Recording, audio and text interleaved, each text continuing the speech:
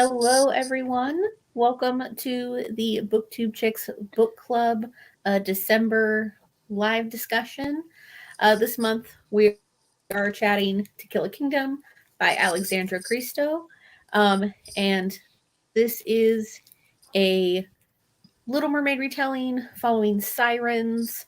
And we're following a siren who um, she accidentally kills another wasn't another siren, it was like a mermaid or something like that, and as punishment she is sent to the human world to bring back the heart of the prince. So we're going to be talking about this book for the next hour or so. As usual, I am here with Kathleen from For the Love of Books and Desiree from Libri Labra, who I'm going to let them introduce themselves in just a minute. But the way that our live shows work is for the first 5 to 10 minutes, we're going to do initial thoughts. They are spoiler free. And then we are going to go into spoilers. So, Kat, since you're right next to me, if you want to go ahead and do your intro and initial thoughts. Hi, I'm Kathleen. I'm For the Love of Books. And I actually really enjoyed this book. It was my turn to pick it. And you mentioned that it's a Little Mermaid retelling. Is it a Little Mermaid retelling? Because I thought it was, but then I can't find any information that says that it is. I mean, I thought so because you told us that all the books you picked. That's what I thought too, but now I can't find them. Anyways, so I thought that this was a Little Mermaid retelling. It sounded really interesting about this siren who kind of gets turned into a human, and she loses her song because that's what sirens use to kind of lure people to their death. I actually quite enjoyed it. I liked Lyra, who is our main character. I kind of like the character arc, her character development throughout the book. And also her love interest, the prince, was I also really liked him. I thought they made a good match. So I did give this book 4 stars. Yeah. Hi, my name is Desiree from Libri Labra. I've kind of lost my voice from screaming on a roller coaster over the weekend. But you can find me at Libri Labra on YouTube, Instagram, and TikTok, and wherever else, Twitter. But I also enjoyed it.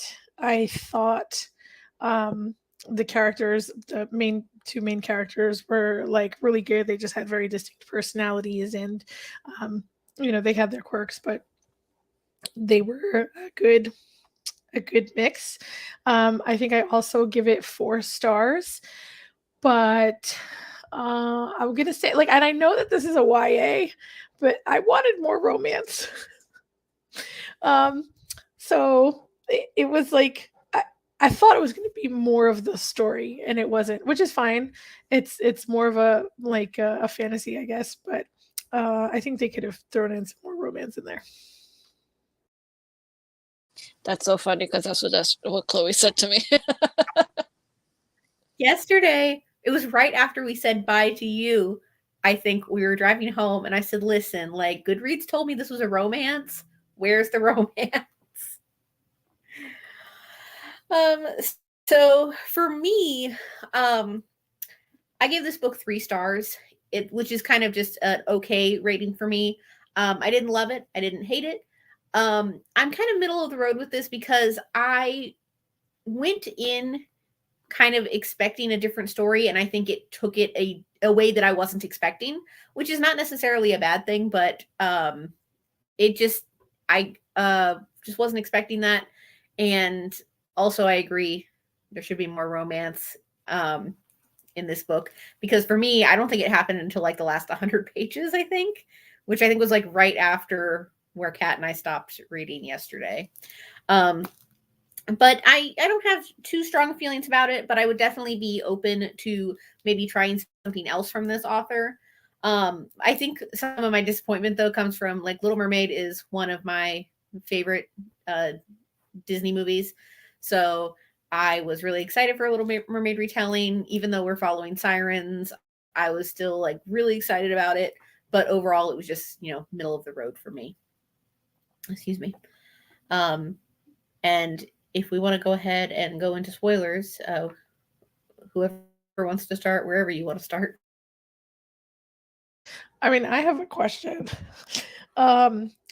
So what is like the difference between a siren and a mermaid? Is it just that sirens sing? Like, is it that they lure people with their voice? Is that? I think so. I think that's the main difference. But I also think there's been interpretations of mermaids also doing that. In this book, I mean. Yeah, I just meant in the book. She meant in this book. Then I don't know what the difference is. Yeah, I'm pretty sure the difference is that they're supposed to be like distant cousins or something, but sirens have this ability to sing. And then my other question the synopsis was, they also in the book, I remember they were also like describing like their body structures differently. I remember her, Lyra, she was like talking about describing a mermaid, and she made it she was talking about like the way their body goes into like the fish form. So I think there's a physical difference too, but I don't remember how she described it. I was a little thrown off though, because the synopsis says a twist of fate forces her to kill one of her own. I thought she killed another siren. So did I. She killed. So I was confused. So that's why I'm saying they're more like distant cousins, even though it seems like they don't like each other, at least to me. But whatever. But I don't know. The queen got pretty mad at the fact that she killed the mermaid. So, but also I feel like the queen got mad because she killed the mermaid because of the prince. So yeah, not necessarily because she killed. Okay. And then my other question was, and I know that it's not like an identical interpretation of the Little Mermaid, but was the sea queen like Ursula? I think she was like a combination of Ursula and the king from Little Mermaid. Yeah. Because when you think about it, she's the one that makes Lyra into a human, but she's also the antagonist, but she's also her mother. It's a lot of different things going on here. I mean, they just kept mentioning tentacles, and I was like, why would a siren have tentacles? So, yeah. I remember they did say something about how when she became the queen, when you become the queen, it changes your form, and then you get the tentacles. But then, skipping to the end, because when Lyra became the queen, we were like, oh, she's going to get tentacles. But they were described as, hold on, I have to find it. Oh, 8 broad onyx strokes stream from Lyra's curved body, more like wings than tentacles. Which I'm just like, wings, tentacle?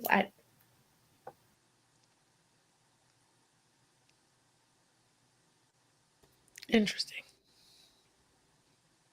Yeah, I don't think either. In the end, they describe her. They said that she can turn now with her new power. She can turn into a human. They say something along the lines that she transforms herself from a newly like tentacled queen to a human into her human form. So I'm assuming when you're the sea queen, you are like Ursula, like. Because they specifically describe her being able to transfer into a human, and they say that she has like tentacled body. And since she's the new sea queen, that's what I'm assuming. The sea queens are always like Ursula like. So, and I just found where it says that this is a Little Mermaid retelling. So, was it on Goodreads? It is not on Goodreads. I found it in the author's page. So. Okay. Yeah, that was the other thing I meant to look up. Is I want to know if there's anything else she's written. Yeah, I think she has something else coming out soon. I wanted to mention the thing with the romance. I think it seemed like it was so short because this is a standalone. And I feel like the author focused so much on the like first maybe half, three-quarters of the book on, you know, and someone mentioned in the reviews that this is supposed to be a slow burn romance and that you really don't get a romance until the very end of the book. And I agree. This was very, very I agree with the reviewer that this was a very, very slow burn romance. But I feel like the author really focused on every other part of telling the story of Lyra and then kind of just squeezed in the romance at the very end. Especially when she goes to realize she has to confront her mom. Oh. It looks like she has 4 books, and I think either one's coming out soon or it came out this year. Yeah, the Into the Crooked Place, I recognize that cover, and it looks like that has a sequel. And then she had something come out this year, and she has something else coming out next year.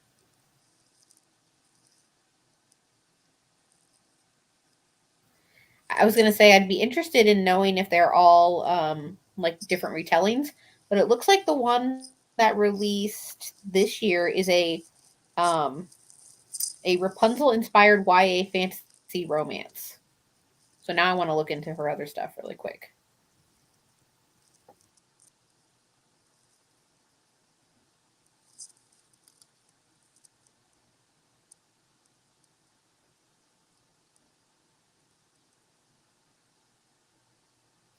It seems like a lot of her stuff is labeled as like a dark fantasy romance or just fantasy romance. But she does seem to do a lot of kind of like fantasy like retellings across some of her stuff. So I definitely think I'd be interested in picking up something else to see if I have different feelings on it.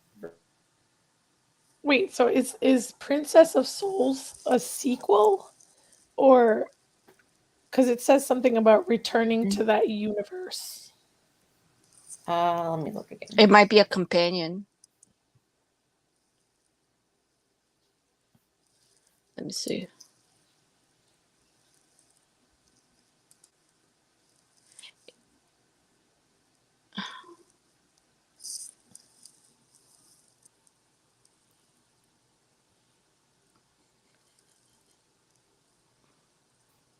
Are you looking on Goodreads or on her? I'm on her website. Oh, okay. Because I'm like, I don't see where it says returning to that universe, but.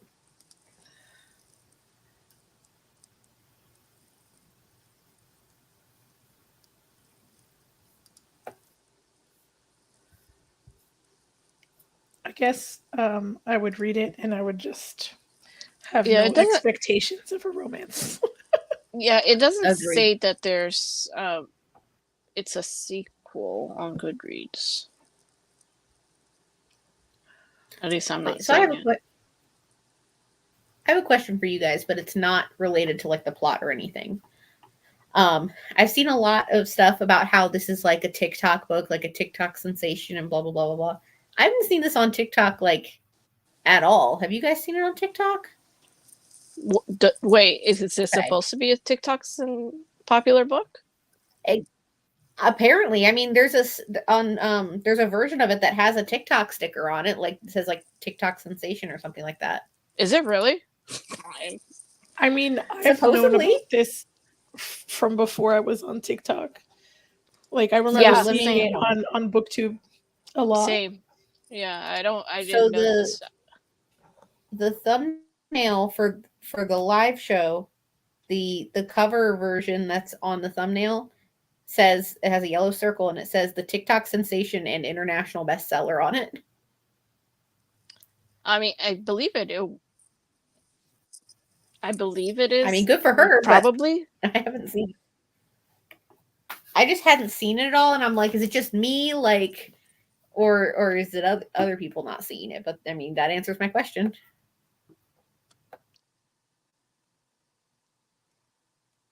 Yeah, I don't know. I've never seen this book on. I used to see it a lot on TikTok on Booktube, but that was years ago.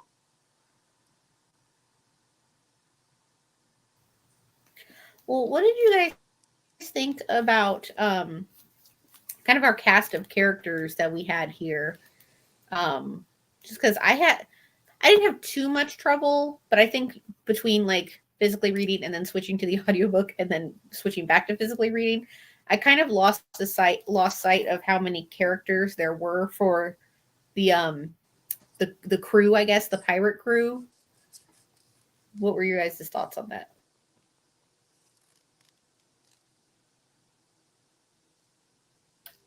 I don't know how many there were, but only like 2 of them stand out to me.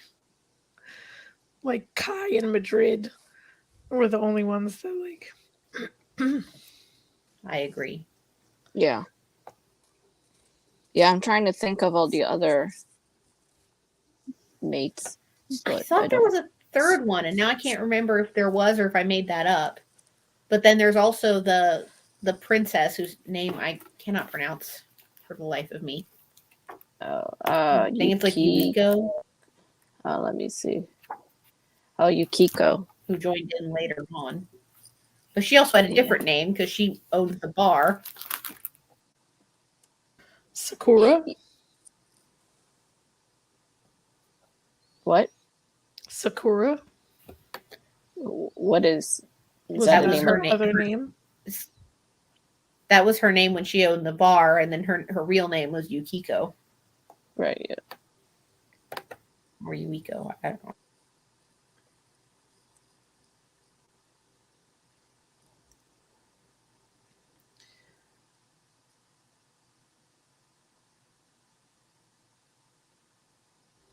I know you gave this 4 stars, Kat, but was it what you were expecting, or did it like was it different than what you were expecting? I was expecting it to be more fun to read, and I think that's why I kind of gave it 4 stars. I also didn't know it was a standalone, because I feel when you're, especially with a book that's it's not even more than 400 pages, I think it's like 300 and something pages, right? It felt like whenever there's a fantasy book or even a retelling, and it's, for me personally, when it's just one book, and I appreciate when authors try to create standalone books. Obviously I would rather have read the entire story of one book and be great. But to me, it just felt like the story could have been more, could have been added. Like, for example, you guys mentioned that the romance felt non-existent.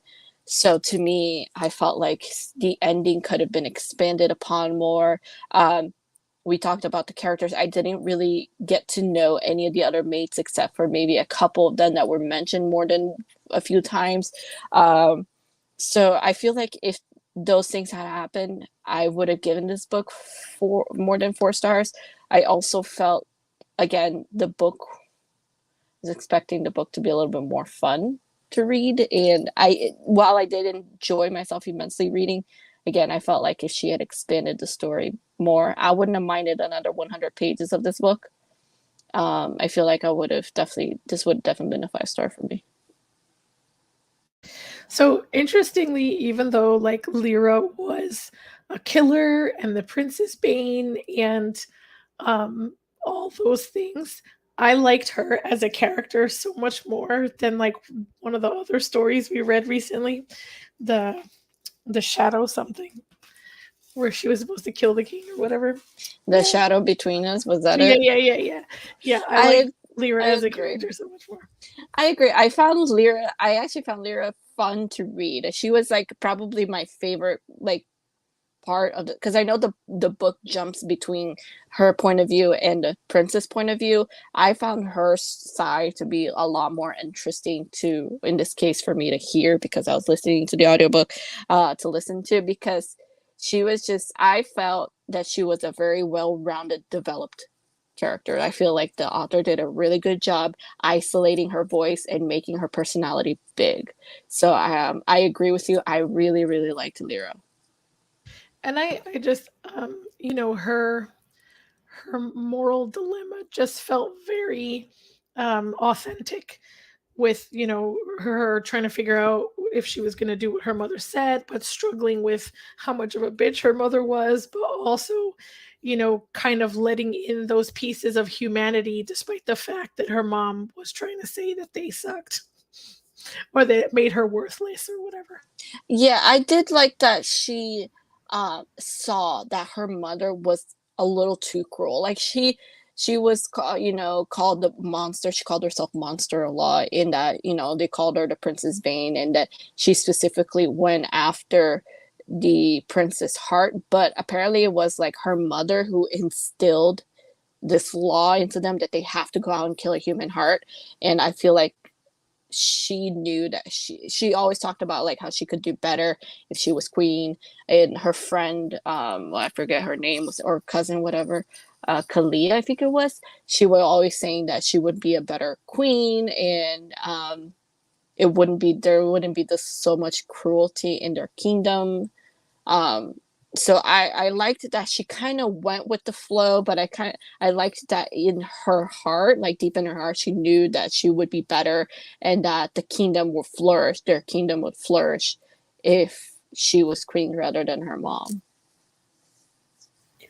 Yeah, I definitely think that she had a really good character arc overall, as far as like her growth is concerned.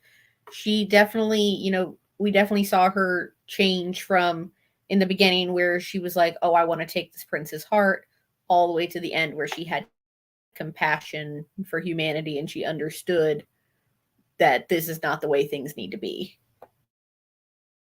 Yeah, and I liked that the author went this route, because I feel like if she started off with as someone really, really cruel like her mother, and then in one book had this major change of heart, even falling in love with the prince, decided to become a good person, I feel like that would have been, for me personally, would have been a little bit unrealistic. So I like that the author kind of put this little like hints here and there that she is more kind-hearted than her mother would ever be, so that her storyline for me personally made it seem more believable that she would, because I could never see her mother Ursula falling in love with a human and having a complete change of heart, but because she's different from her mother, she it made her fall in love with the prince more believable, and her having this change of heart more believable. Yes, I definitely agree with that. What did you guys think of the prince? Elian, I think that was his name. I loved his sense of humor.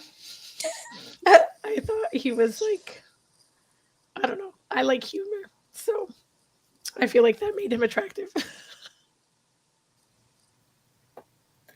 I definitely like that. Well, he had a goal and he didn't want to be king, and he understood that his younger sister would be a much better suited role to help his kingdom.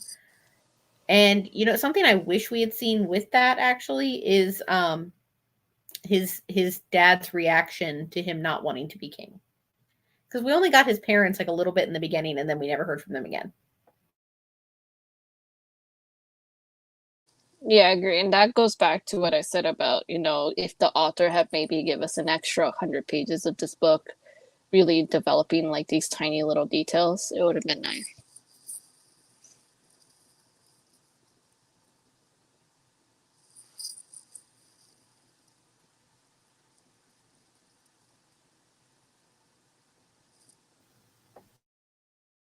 What do you think about like the back and forth between them? Because like Lyra, I feel like Lyra was always threatening the prince. Like, did you think that was cute, or? I mean, I definitely think that they complemented each other in that sense, because we had two very strong personalities who both, I mean, they both have somewhat of a common goal, but I think they also complemented each other in the sense where they both knew the other needed something from them, if that makes sense.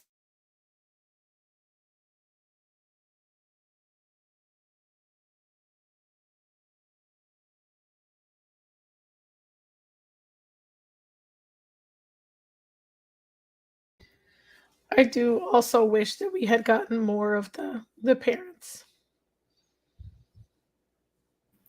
Yeah, I definitely think it would have been interesting to kind of see their well, we saw their reactions to like how they feel about him going out to sea and right after he was attacked. But it definitely would have been interesting to see more of their reactions to different things, because now he's a pirate and he's also in love with another queen, but she's also a pirate. So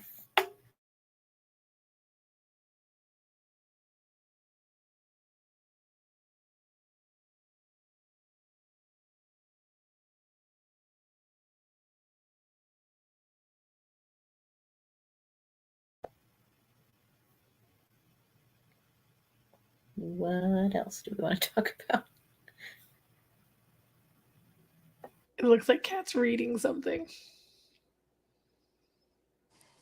Because I took some notes and I'm like, you said that he's in love with another queen, and I'm like, wait, did I must have missed that one part. No, like how she becomes a queen at the end. Oh, okay. I was like, wait a second, because I took some notes and I'm like trying to remember my notes, and like I mean, you're doing better than me. I also wrote notes like last minute after I finished reading the book, and so I mean, you're doing better than me. I didn't get the chance to write notes because I was struggling to finish. Yeah. But Desiree, I don't think I caught what your rating was. 4.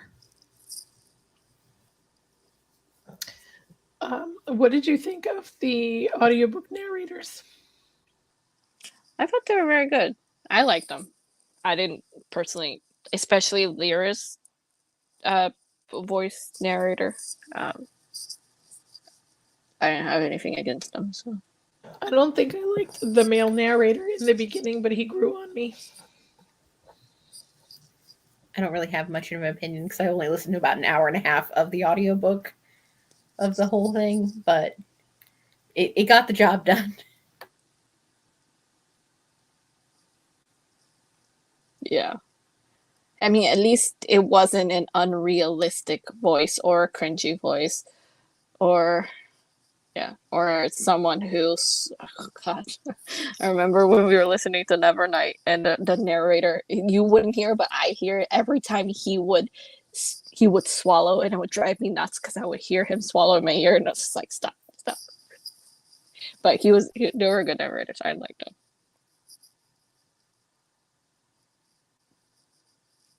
So I was trying to do some research and trying to figure out, like, because it seemed like the story had some Greek influences, especially with the language. So I wasn't sure if like the author was Greek or something. It says she's British on her website.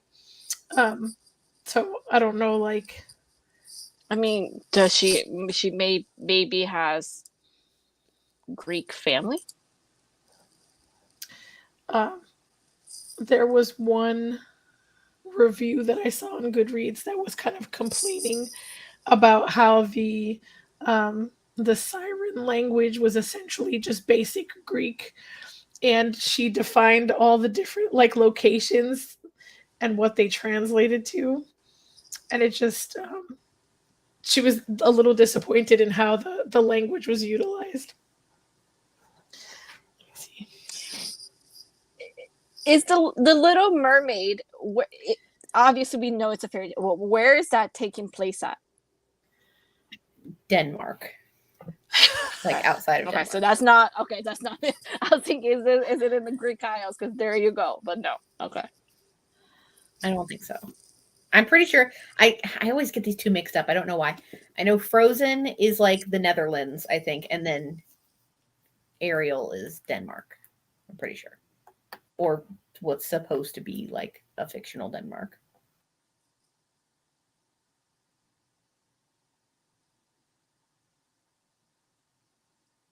Yeah, I don't know. But I mean, what I don't know. She made the choice to use Greek. Was she not supposed to use Greek?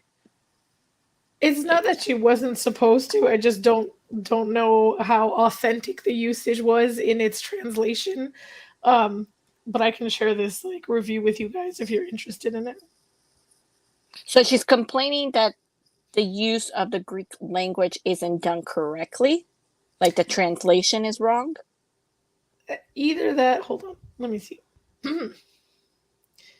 It just said they should have consulted a Greek person about it. Okay, can you read me the review? Just like that part. It says, literature is serious. Mistake like these shouldn't exist. They should have consulted a Greek person about it. It wouldn't be so hard. Even an 8-year-old could find the mistakes in these, but I will start with the correct usage of my language. Here are some of the kingdoms with the Greek names and their translations. Okay, so she did Greek. What I'm assuming, she's saying that the Greek was wrong in the book. I think so. This is. I feel like it's taking it like too deep. She goes page for page, not every page, but the pages that had different things. She outlines it. Like, I understand what she's saying. I mean, I get it. But this is really deep for a fantasy book.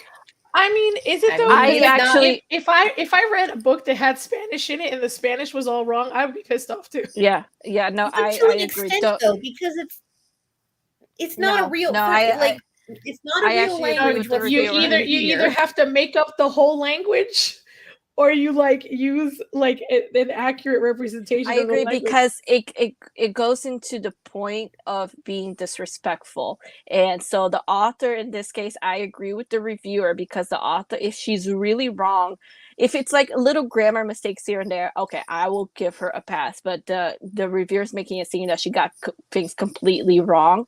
And in this case, it's not that hard for she being a published author, for her to maybe request her editor to get someone who speaks the Greek language and kind of just those minuscule sections to just review and make sure that they're correct. If you're going to use a different language on your book, you should make sure it's correct. I 100% agree with this reviewer.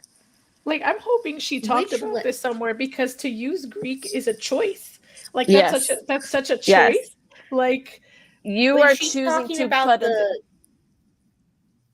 Is she talking about the language of the sirens used, or which? Okay, because literally all the locations, like all the kingdoms. So the locations, not the siren language. It's all Greek. Or both. Yeah, both. Okay, so it's both. Okay. I mean, I would agree. Also, to get the language wrong is one thing. To get the locations wrong is another, because that's a simple Google search, I feel like. I don't necessarily mean that the locations are actual Greek locations, but they used Greek words as their names. Oh, okay. Okay, then still, it's not that hard to get a translator to translate a few simple words, because this book was not written in Greek. It's not like the whole book is written in Greek. It's just literally a few words.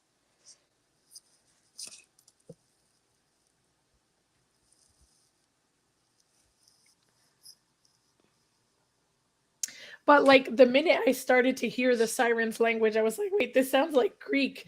And, obviously I don't know Greek, but I'm thankful to this reviewer Actually, what I just sent it to you. Did you look at it? What's the reviewer's name? Yeah, I'm reading the review right now. Hold on.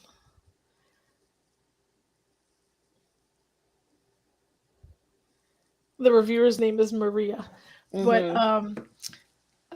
I'm thankful she translated that because I'm interested in knowing what all those things mean. The way the words were spelled was incorrect.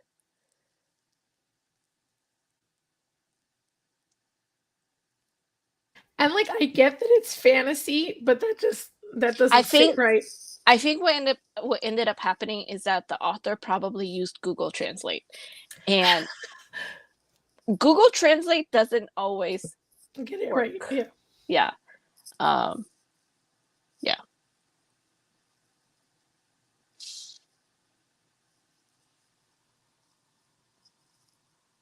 But I'm like super curious as to why she made that choice, you know, because as like Little Mermaid, I don't link Little Mermaid to Greece, so I'm wondering why she decided on that.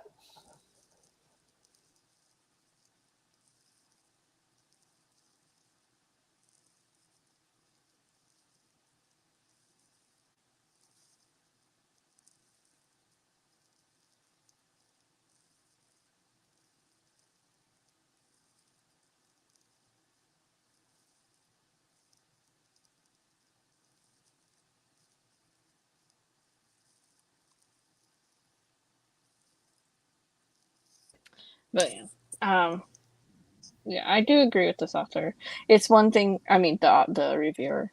It's one thing to get one thing wrong or something that's a native speaker wouldn't really understand unless you know the language. But it again, she's traditionally published. I'm assuming her editor, like her publishing company, they could have hired someone to literally just translate a couple words for them. And it sounds like it's all the kingdom names. It's not like they had to translate the whole book, just a few phrases and words. But also, I will say that the Greek alphabet is completely different. Yeah.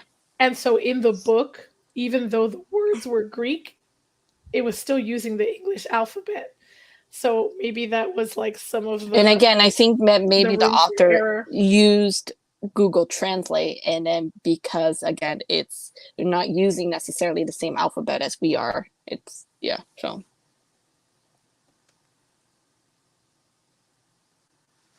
But that's an interesting. I did not even. Of course, I don't speak Greek, so I didn't even realize that anything was wrong with the translations. But good for the reviewer to catch that. And then in the audiobook, they kept saying that the prince was from Midas, right? That's how they pronounced it. But I was just like, I just kept thinking Midas, right? King Midas, because wasn't he something with gold? Because they kept mentioning that the prince was supposed to have blood of gold or something. So I'm wondering if that was kind of rolled in there too. Yeah, I was actually wondering that while we were reading, because I was wondering if maybe they were going to introduce like the King Midas legend at the same time.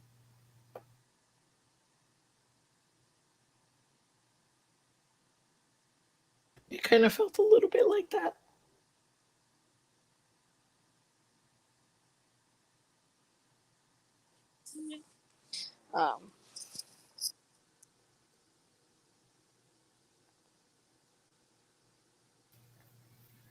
We have anything else we want to talk about?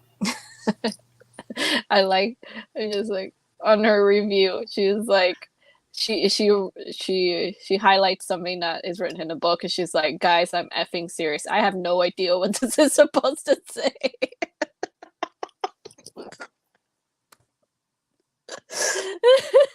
And she's like, if anyone knows, please comment down below. That's when you effed up.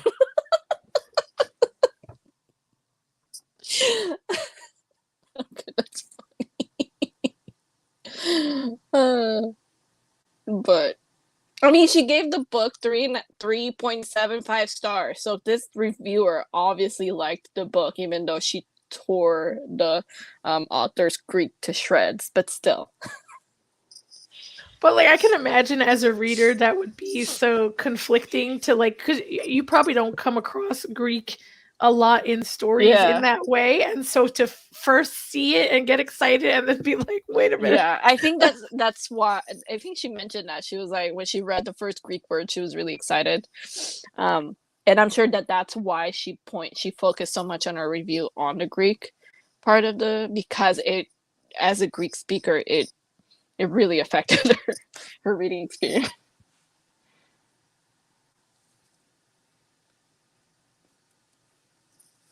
I'm trying my best, but with this voice, it's hard. You're fine. You're squeaking a lot more than yesterday, but I think at this point, it sounds like your voice is healing, actually.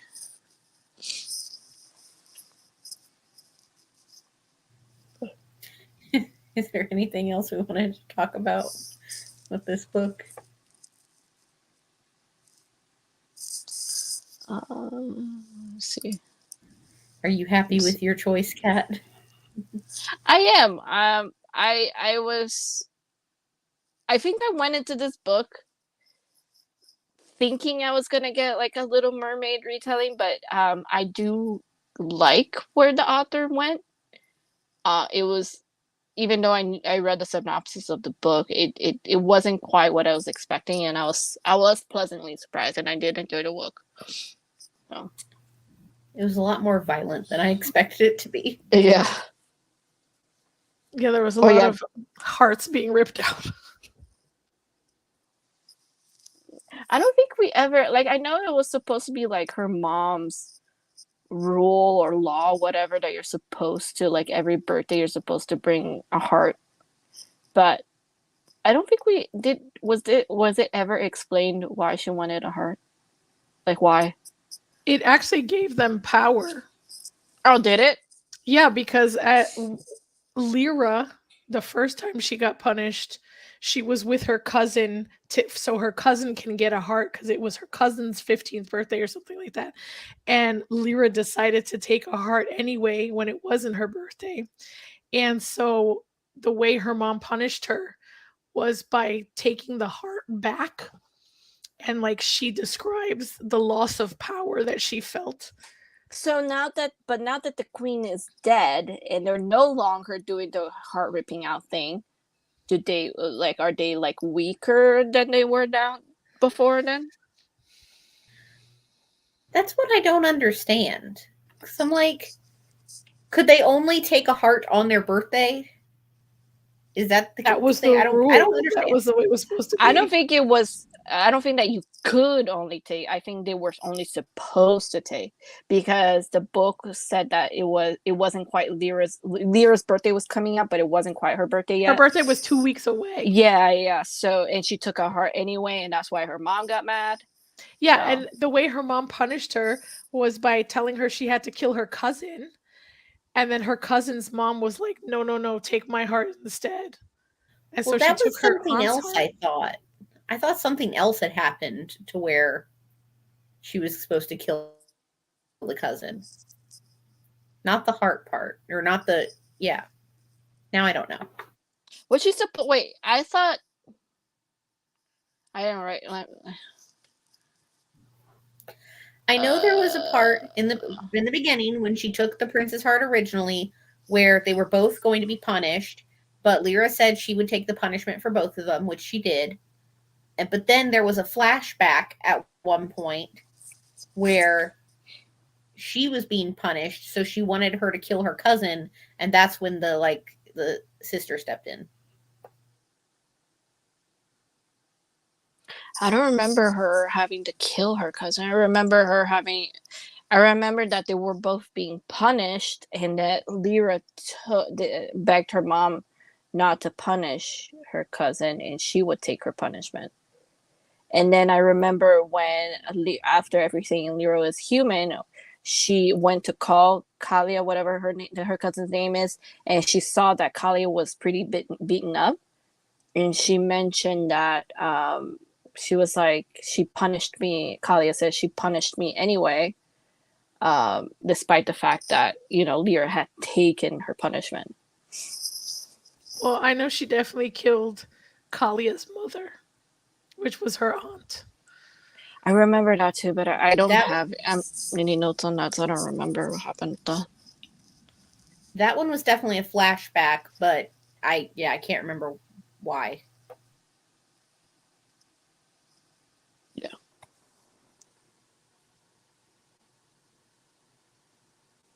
Yeah. But I think that's, again, if you given us 100 more pages, you could have told us. But yeah.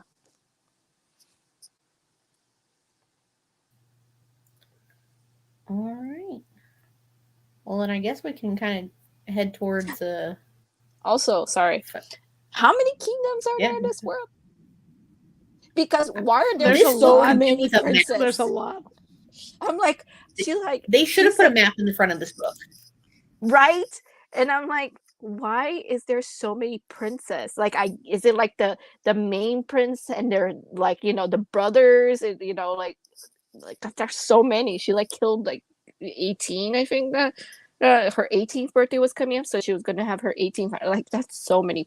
And also, how close are these kingdoms to each other that she can just swim over, be like, kill you, and then come back so quickly?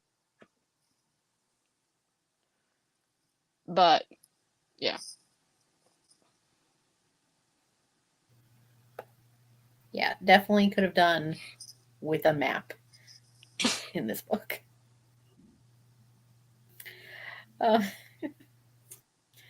So if we want to go ahead and kind of do our final thoughts, whoever wants to start. I'll start. So yeah, I gave it 4 stars, and I definitely recommend reading it. I thought it was a good read, but don't even think about it as a romance. Like, just think about it as a straight fantasy, and then be pleasantly surprised with anything else that happens. Yes. Because, yeah, it's definitely much more focused on the other elements than the romance itself. But I did like the author's writing. I really like the characters, and I am definitely willing to read other books by her. Same. I gave this book 4 stars. I enjoyed it. I thought it was a good mermaid retelling. So I am looking forward to seeing what other books this author has written, because I know she just released one recently. So. Yeah, and this one for me, I rated it 3 stars. It was kind of more middle of the road for me, but I'd definitely also be open to checking out some of the other things that this author has written. And I definitely second, don't go in thinking this is a romance, because it's not.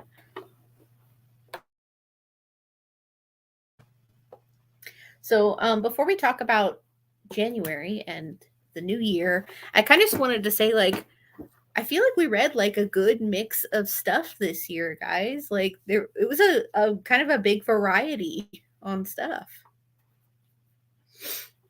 You know, there was sci-fi, mystery. I don't know if we had any like straight romance books, but a good blend of a lot of stuff that we read this year. And I'm kind of pleasantly surprised at us. Well, this was the first year we changed how the books were being picked, right? Was this the first year? Because I couldn't remember if it was this year or last year. I think it was this year. I don't even. Yeah, I'm pretty sure it's this year too. Because I definitely, in the amount of stuff that I read this year, I definitely feel like I got the most variety out of book club. Well, not just this book club, but book clubs. And I feel like we had a good mix. I had the list of stuff we'd read. I'm trying to find where it went. Oh, there we go. Like, I was looking back at stuff we read earlier this year, and I'm like, man, we read Once Upon a Broken Heart this year. Like, that was a while ago. But yeah, we had a really good mix. And I don't know, I'm proud of us.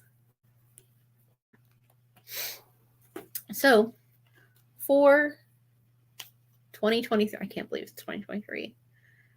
For 2023 in January, I don't want to say we're mixing things up, but things are weird in January. We're going to be reading My Mechanical Romance by Alexandra Farrell-Fallmuth. Ow, just hit myself with the book. But this is the same author who did the Atlas 6. And this is, I don't know if this is her real name, and Olivia Blake is her pseudonym, or what the deal is with that. Desiree, you know? Her other name is Olivia Blake. Olivia. I get her and Olivia Dade mixed up for some reason. I don't know why, because they write very different books. But yes, we're going to be reading this book next month. But we're going to be doing our live show a little bit earlier than we normally would. Let me get the date here. So we're going to be reading this, or we're going to be discussing this on January 15th at 6 p.m. It'll still be on this channel. We're just doing it about 2 weeks earlier than we normally would. So we have a little bit of a shorter read for the month. And I don't have too many expectations with this book, especially because my relationship with young adult books is ever changing. But hopefully we'll have a good pick here. And yeah, that's all I got. So do we have a date for Pages and Pals yet, Kat? It's the day before. So Pages and Pals on Kat's channel will be on January 14th then at 8 p.m. Eastern. And that's just reading with friends. We don't read a particular book. We're just going to be doing some reading time. We'll be reading this book for book club. And then Desiree and I don't think it's been announced yet, for the quarterly romance book club are going to be reading Love in the Time of Serial Killers. And I don't know who that's by off the top of my head. And the live show I don't think has been picked yet. So there's a lot of stuff coming up. But if you follow us on Twitter and Instagram at Booktube Chicks, and then you can also follow the Quarterly Romance Book Club at Quarter Romance on Twitter. All of our announcements are going to be there. And hopefully everybody has a happy, healthy, and safe holiday season and a good new year. And we will see you guys next year in 2023. So thank you all for joining us, and we will see you then. Bye.